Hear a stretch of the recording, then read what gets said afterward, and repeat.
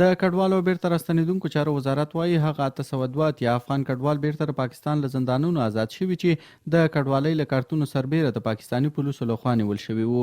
دغه وزارت په بیان کې راغلي دا کسان همدا جنوري میاشت نیول شوي وو او د دوی په هڅو بیرته خوشي شوي دي. په بیان کې راغلي چې هڅې روانې دي پاتې 4 اتیا نور افغان بندي کډوال هم راخوشي کړي. په اسلام آباد کې افغان سفارت مخکې اندېښنه خولې و چې پاکستاني پولیس د افغان کډوالو په زورونې او نیولو لاس پورې کړی او ګڼ شمېر هغه افغانان یې نیولي دي چې د اوسېدو قانوني اسناد او کارتونه هم لري.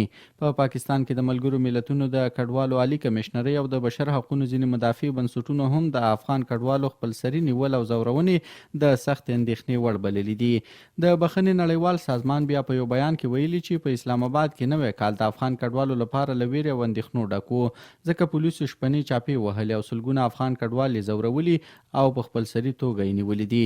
دغه سازمان په پاکستاني چارواکو غږ کړی چې نیول شوي کډوال سمدستي خوشي او له قانوني کډوالو د اضافي اسنادو شرطونه لرې کړي.